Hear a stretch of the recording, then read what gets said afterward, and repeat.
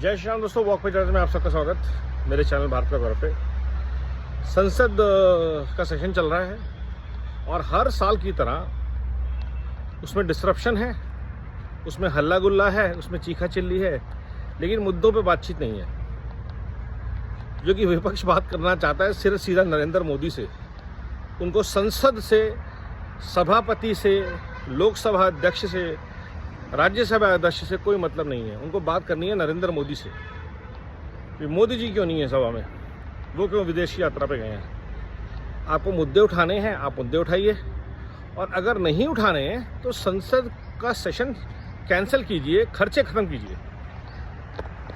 1 minute का खर्चा 2.5 लाख रुपए है संसद को चलाने का, और जितने सांसद वहाँ जाते हैं और हल्ला मचाते हैं उन सबकी तनख्वाहों में से पैसे कटने चाहिए, क्योंकि लोगों ने उनको भेजा है जनता से जुड़े मुद्दों पे चर्चा करने के लिए, बातचीत करने के लिए, कानून को पास करने के लिए, पुराने कानून को रद्द करने के लिए। लेकिन अगर वहाँ पे जाके आप सिर्फ आरोप प्रत्यारोप लगाएंगे, हल्ला मचाएंगे और जनता के मुद्दे नहीं उठाएंगे तो आपको जनप्रतिनिधि कहलाने का कोई हक नहीं है। राहुल की मम्मी को किसी ने क्या कहा, मोदी जी ने किस कुर्ता पहना हुआ था, उपराष्ट्रपति ने इस्तीफा क्यों दिया, ये मुद्दे नहीं है राष्ट्र के लिए। राष्ट्र के लिए मुद्दे ये हैं कि देश में प्रगति क्या कहाँ हुई है, कहाँ कहाँ पे चीज़ें रह गई हैं, कहाँ कहाँ पे ठीक काम होना है। विपक्ष बताए कि कहाँ सड़कें खराब हैं, विपक्ष बताए कहाँ पे स्कूल नहीं है, हेल्थ केयर नहीं है, एजुकेशन नहीं है, किस सांसद ने अपनी निधि का खर्चा नहीं कर पा रहा किसी वजह से।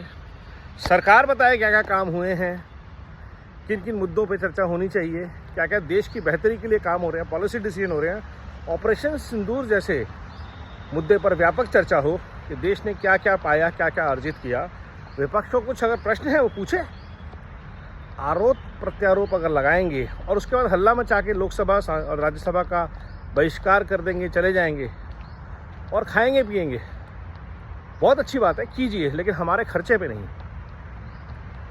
सरकार को चाहिए तुरंत प्रभाव से, अगर संसद जितने टाइम पे संसद में लोग रहेंगे, बातचीत करेंगे, उतने पैसे मिलेंगे। No work no pay, it's as simple as that.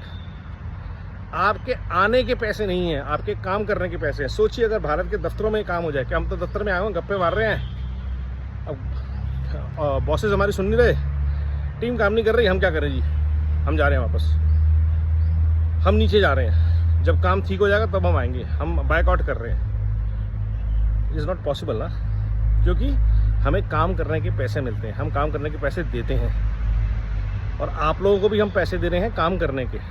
Tax payers का पैसे से आप लोग अय्याशी, बदतमीज़ी, चीखा चिल्ली, टाइम पास नहीं कर सकते।